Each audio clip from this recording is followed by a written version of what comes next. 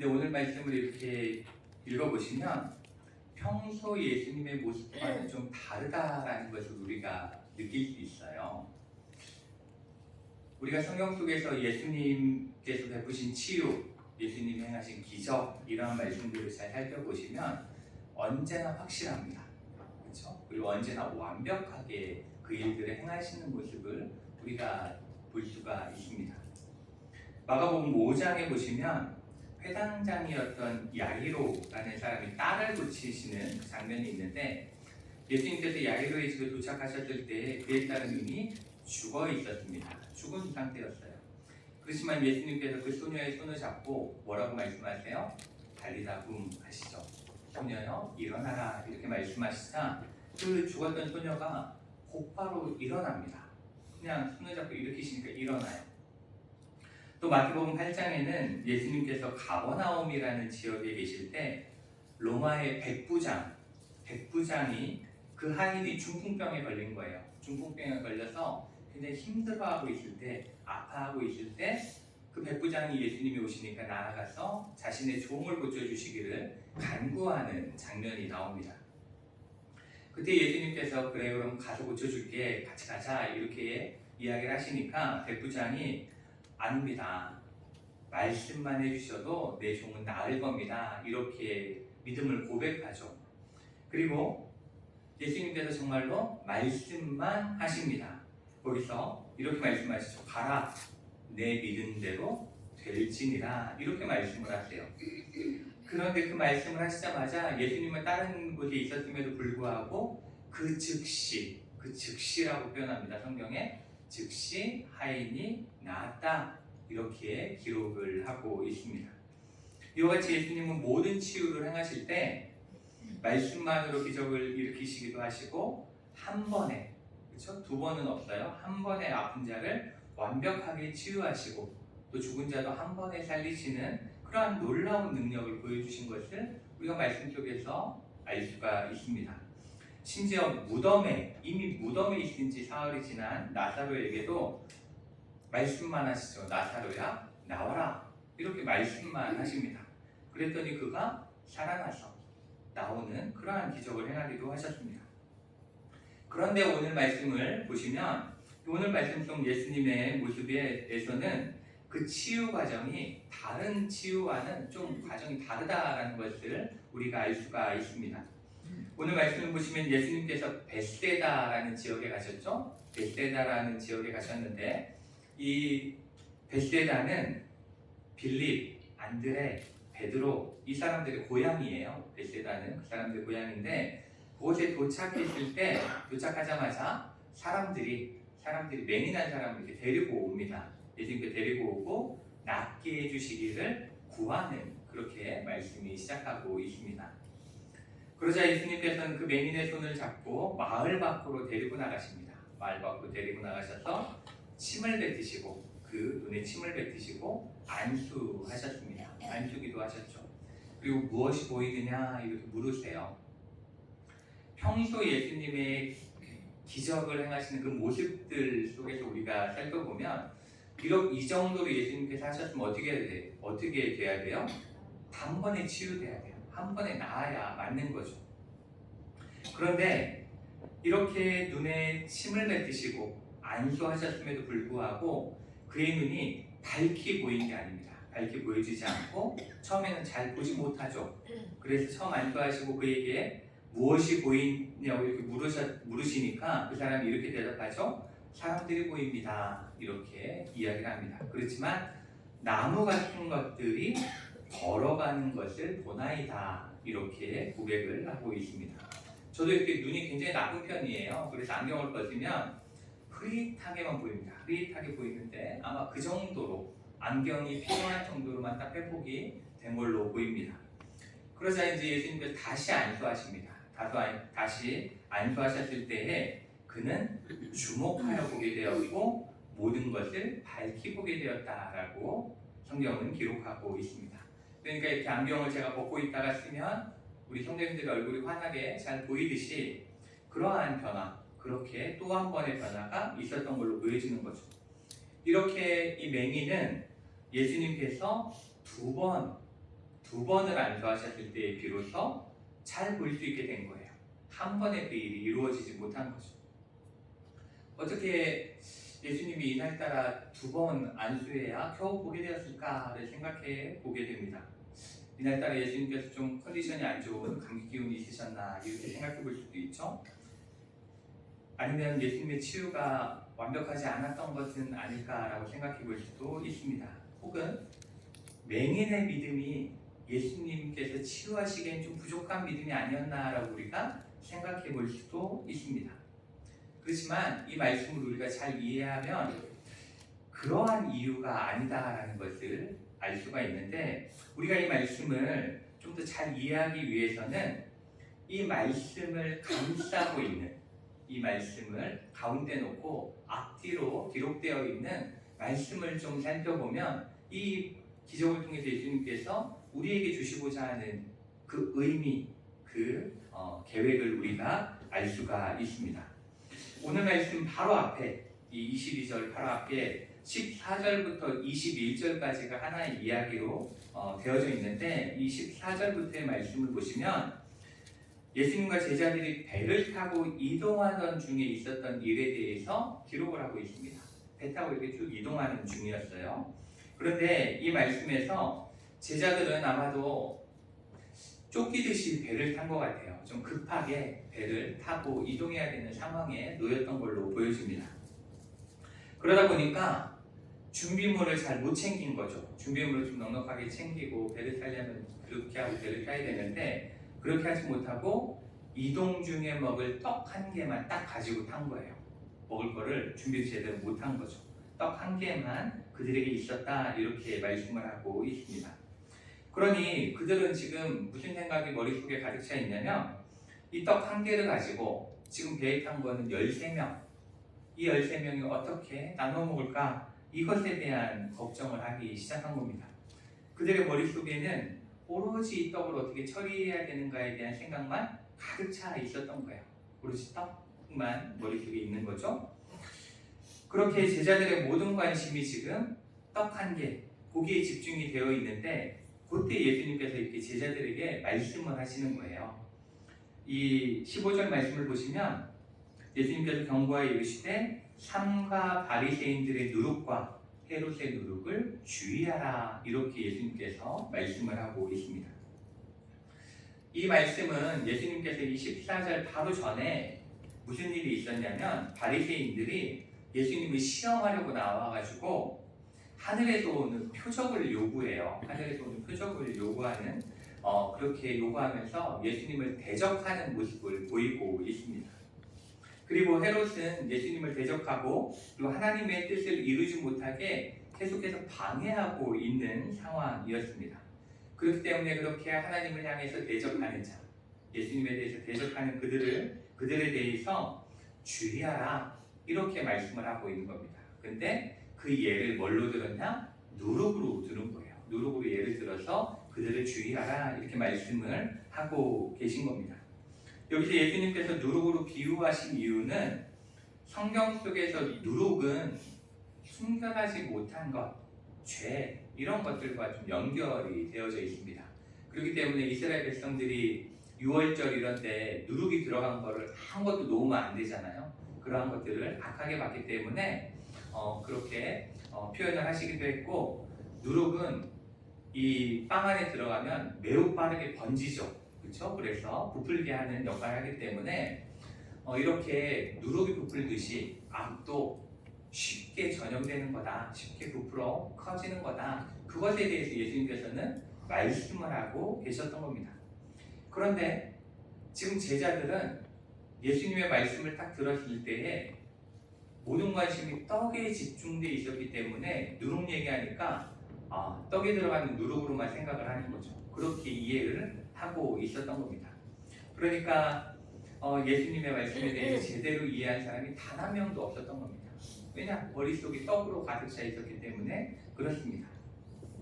그러한 제자들을 향해서 예수님께서는 17절 말씀을 한번 보시면 이렇게 말씀하시죠. 예수께서 아시고 이르시되 너희가 어찌 떡이 없음으로 조금거리느냐? 아직도 알지 못하며 깨닫지 못하느냐? 너희 마음이 둔하냐? 그러면서 여기 18절에 이렇게 분명히 말씀하시죠. 너희가 눈이 있어도 보지 못하며 귀가 있어도 듣지 못하느냐 또 기억하지 못하느냐 이렇게 말씀하시면서 눈이 있는데 왜 보지 못하는가 이렇게 말씀을 하고 있는 겁니다. 이렇게 말씀하시면서 그들의 영적인 눈이 세상적인 걱정, 세상적인 근심으로 가득 차 있기 때문에 맹인과 같이 하나님의 말씀을 들음에도 불구하고 깨닫지 못하는 거다 이렇게 지금 말씀을 하고 있는 겁니다. 이렇게 제자들은 세상적이고 육적인 것에만 관심을 두고 있었기 때문에 영적으로는 맹인의 상태였던 거예요. 보지 못하는 상태였던 거죠. 그러니 예수님의 말씀을 듣고도 깨닫지 못하고 오해하고 있었던 겁니다. 마치 바로 다음에 나오는 이 베세다에 살던 맹인과 같은 상태, 보지 못하는 상태가 되었다라고 말씀을 하고 있는 겁니다. 이제 뒤로 넘어가서 오늘 본문 바로 뒤에 있는 27절부터의 말씀을 한번 살펴보도록 하겠습니다. 이 27절부터의 말씀을 보시면 지금 예수님과 제자들이 빌립보 가이사랴라는 지역의 여러 마을을 다니고 계셨습니다. 그런데 그 길을 걸으시면서 예수님은 제자들에게 질문을 하나 하시죠. 질문을 하나 하시는데 그게 뭐냐면 사람들이 나를 누구라고 하느냐 이게 예수님의 질문입니다. 사람들이 나를 뭐라고 평가하고 있느냐 뭐라고 얘기하느냐 이렇게 묻죠. 그 질문에 대해서 제자들은 사람들이 하는 이야기가 무엇인지에 대해서 예수님께 답을 합니다. 세례 요한이라고도 하고 더러는 엘리야 더러는 선지자 중에 하나이다 이렇게 대답을 하고 있습니다.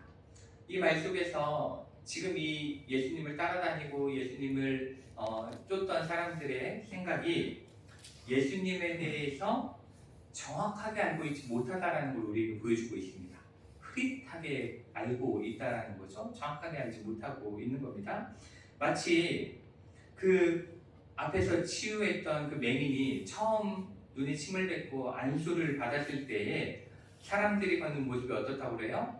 나무와 같다. 그죠? 흐릿하고 나무와 같다. 나무들이 걷는 것 같다. 이렇게 이야기했던 것처럼 사람들도 예수님을 그리스도로 하는 것이 아니라 위대한 선지자 그리고 그때 굉장히 유명했던 사람이었던 세례 요한 이러한 사람으로밖에 이해할 수 없었다라는 겁니다.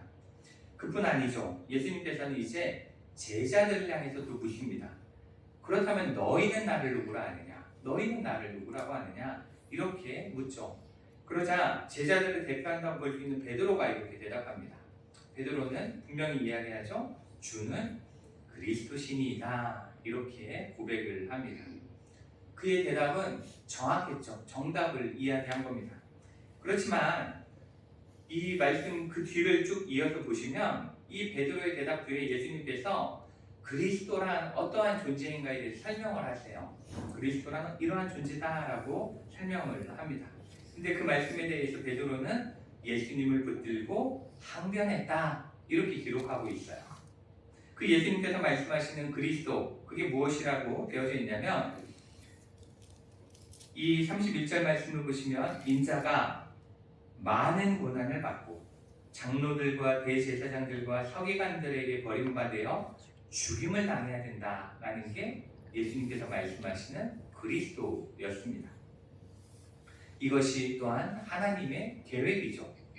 그렇지만 베드로에게 있어서 그리스도는 베드로가 이야기하는 그리스도는 그런 분이 아니었던 거예요. 그런 분이 아니었죠. 여기서 이 붙들고 항변했다, 예수님을 붙들고 항변했다라고 말하고 있는데 이것을 원어로 그대로 표현을 하면 예수님을 붙잡고 꾸짖었다 이렇게 표현할 수가 있습니다. 꾸짖었다, 그리고 화냈다, 비난했다 이러한 의미로 직역이 될 수가 있습니다. 이렇게 베드로는 예수님이 그리스도라는 걸 믿었습니다. 그렇죠? 분명하게 믿었어요. 그리고 예수님이 그리스도이시기를 온전히 바랬습니다. 그렇죠? 그렇기 때문에 이 베드로가 예수님을 따라 산 거예요.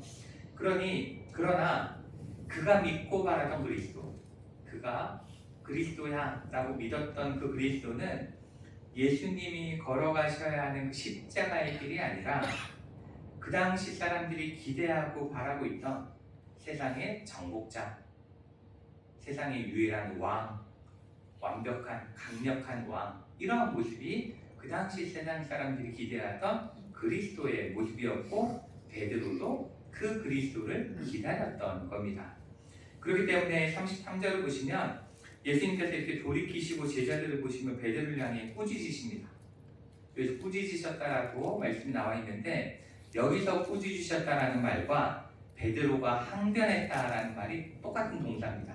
아주 똑같은 동사를 사용하고 있어요. 그러니까 예수님도 제자들을 꾸짖고 계신 겁니다. 그러니까 베드로는 예수님을 향해서 세상적인 시선으로 꾸짖었습니다. 그렇죠? 세상적인 기대를 가지고 예수님께 항변, 꾸짖음을 했지만 예수님은 하나님의 시선으로 베드로를 꾸짖고 있는 겁니다. 똑같이 서로를 향해 항변하고 꾸짖지만 서로의 시선이 완전히 달랐던 거예요. 그러면서 예수님께서 꾸짖으신 말씀을 보시면 뭐라고 말씀하세요? 33절 뒤에 나오죠? 사탄아, 내 뒤로 물러가라. 내가 하나님의 일을 생각하지 아니하고 도리어 사람의 일을 생각하는도다. 이렇게 꾸짖고 있습니다. 이렇게 예수님은 하나님께서 원하시는 그리스도의 사역을 생각하고 행하셨고 베드로는 사람들이 원하는 그리스도의 모습을 기대했던 겁니다. 그리고 여기서 예수님께서는 베드로를 향해서 뭐라고 말씀하세요? 사탄아, 이렇게 말씀하시죠. 사탄이라고 매우 강력하게 표현을 하는데 이것은 우리가 마태복음 4장을 보면 예수님께서 광야에서 사탄에게 시험받는 장면이 나와요. 사탄에게 시험을 받으시는데 그 사탄이 시험하는 모든 조건들을 보면 모두가 다 세속적이고 사람의 생각으로 가득 찬 사람의 기대치를 가지고 예수님을 유혹하고 있습니다. 그러니까 그 유혹과 똑같은 모습으로 베드로가 이야기를 하기 때문에 베드로를 향해 사탄이라고 말씀을 하고 있는 겁니다. 그때 사탄은 사람이 필요로 하는 먹을 것, 그렇죠? 그리고 권력 이러한 것들을 가지고 예수님을 유혹했죠. 그런 것처럼 베드로도 잘못된 그리스도에 대한 기대치를 가지고 예수님께 항변했기 때문에 예수님께서도 강하게 베드로를 질책하셨다라는 것을 우리가 알 수가 있습니다. 이렇게 제자들은 세상적인 염려와 걱정 때문에 예수님의 말씀을 무시하거나 그리고 예수님의 말씀에 무시하거나 세상적인 기대치 때문에 예수님이 누구신지에 대해서 그리고 예수님께서 걸어가셔야 하는 길에 대해서 바르게 알지 못하는 맹인과 같은 모습을 보였던 것입니다. 그리고 이러한 제자들의 모습을 이 베스데다에서 맹인을 고치신 사건을 통해 제대로 보여주신 거예요. 너희 영적 상태는 이 정도야. 맹인이거나 제대로 보지 못하고 흐릿하게 아는 정도밖에는 너희의 상태가 머물러 있지 않은 거야. 이렇게 지금 말씀을 하고 있는 것이고 그러한 제자들 향해서 너희가 이제 하나님의 뜻을 제대로 보기를 원한다. 밝히 보기를 원한다라는 예수님의 마음이 담겨져 있는 것입니다. 이렇게 제자들이 예수님이 걸어가야 하는 그 길을 제대로 보고 제대로 깨닫기를 원하며 이제 자신이 걸어가야 하는 길이 무엇인지에 대해서 예수님께서는 34절부터 38절의 말씀을 통해서 우리에게 말씀을 하고 있습니다.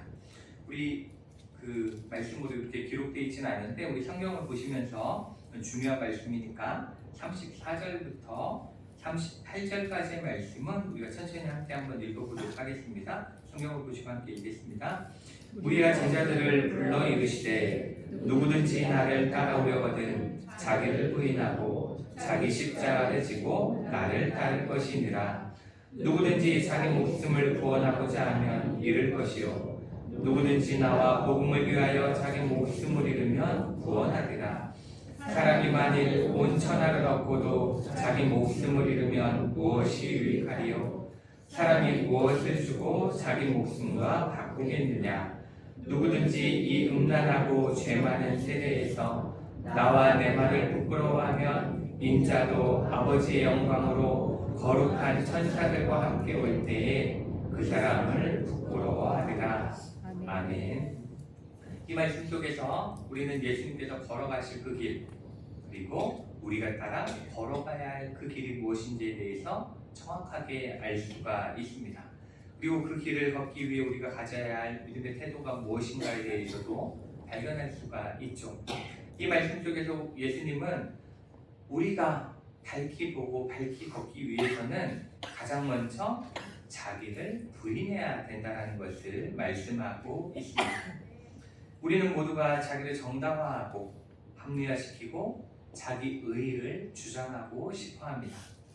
나는 하나님 앞에 죄인이며 내 스스로는 아무것도 할 수 없다라는 자기부정은 하고 싶어하지 않습니다. 그건 교회를 다니는 사람이라고 별반 다르지 않습니다. 오늘날 이 인본주의 교육은 그리고 인본주의의 세계관은 사람들에게 무엇이 중요하다라고 이야기하냐면 자기 긍정, 자기 확신 이런 것들이 가장 중요하다라고 말합니다. 그래서 이야기하죠.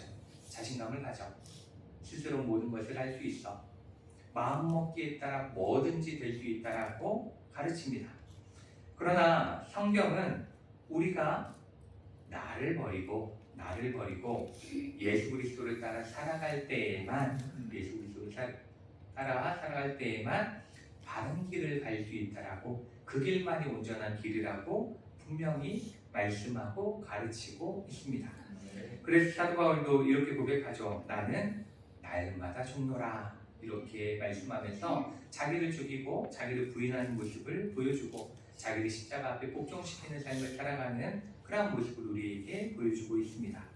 그리고 이렇게 자기를 부인하고 예수님의 뜻을 따라 살아간다는 것은 자기를 부인하며 살아간다는 것은 또한 종의 모습을 가지고 살아간다는 의미입니다.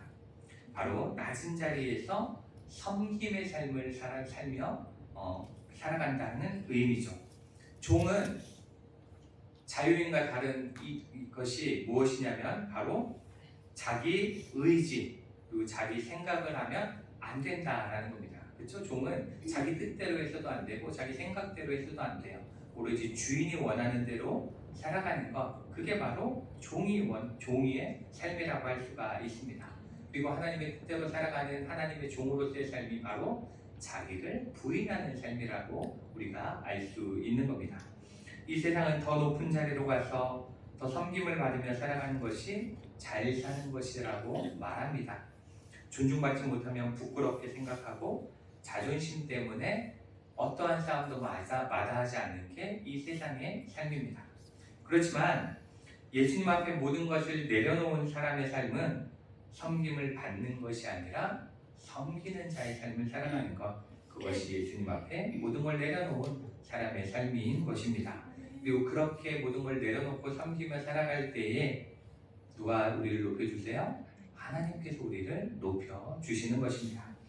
또한 예수님께서 걸어가신 그 길, 우리가 따라가야 할 길은 바로 십자가를 지고 걷는 길입니다. 십자가의 길이죠. 여기서 자기 십자가를 지고 걷는다는 것은 예수님의 말씀에 충성하며 살아가는 것뿐 아니라 예수님을 닮아 살아가는 것입니다. 닮아가며 사는 것입니다. 예수님께서 걸어가신 그 길 가운데에는 많은 고난과 역경이 있었습니다. 그렇지만 예수님께서는 그 길을 묵묵히 걸어가셨죠. 우리도 마찬가지죠. 예수님을 믿으며 살아가는 그 길에는 분명 많은 고난과 역경이 있을 것입니다. 그렇지만 그러한 때에도 예수님께서 자기가 지신 십자가를 참고 인내하며 걸어가셨던 것처럼 우리도 그 예수님의 십자가를 바라보며 참고 인내하며 걸어갈 때에 하나님께서 베풀어 주시는 참된 영광의 시간과 영광의 나라가 우리에게 예비되어 있는 것입니다. 그리고 하나님의 생각과는 너무나 다른 이 세상의 삶 속에서 믿음으로 살아가는 것이 때로는 힘들고 어렵다 할지라도 믿음으로 그 삶을 온전히 살아가면 하나님께서 영광 가운데 오실 그날에 우리를 인정하시고 또한 우리를 참된 영광의 자리로 예비하실 것이다 라는 그 믿음을 가지고 살아가야 합니다. 고린도전서 1장 18절은 우리에게 이렇게 말씀합니다. 십자가의 도가 멸망하는 자들에게는 미련한 것이요 구원을 받는 우리에게는 하나님의 능력이라 이렇게 말씀하십니다. 우리가 멸망하는 세상 사람들과 똑같이 생각하고 세상 사람들과 똑같이 걱정하고 똑같이 근심하며 살아간다면 예수님께서 깨닫게 하시는 자기를 부인하며 사는 삶과 자기 십자가를 지고 걷는 길은 어리석고 미련해 보이는 삶이고 미련해 보이는 길에 불과합니다. 그렇지만 우리의 영의 눈이 열리고 분명하게 하나님의 뜻을 깨닫고 그 길을 바라본다면 그 길은 영광의 길이요 생명의 길이요 참된 축복의 길임을 우리가 분명히 깨닫게 될 것입니다. 이 사순절 기간 우리의 영의 눈은 어떠한지 다시 한번 되돌아보는 시간이 되어지기를 원합니다. 정말 우리는 예수님의 눈으로 나의 삶과 또 이 세상을 바라보고 있는지, 아니면 여전히 세상적인 눈을 가지고 욕심 그리고 걱정을 가지고 살아가는지 우리는 우리의 믿음의 눈을 살펴보기를 원합니다. 그리고 예수님께서 우리의 닫힌 영의 눈을 뜨게 하시기를 정말 간절히 기도하고 바라는 이 시간이 되기를 원합니다. 그래서 지금까지는 희미하게 보였거나 보이지 않았던 이 하나님의 뜻과 그리고 우리의 눈이 정말 예수 그리스도 안에서 분명하게 보임으로 그 영광스러운 뜻을 기쁨으로 이루어 나가고 살아내는 저 여러분 되시기를 주님의 이름으로 축복합니다. 같이 기도하시겠습니다. 사랑하는 은혜가 많으신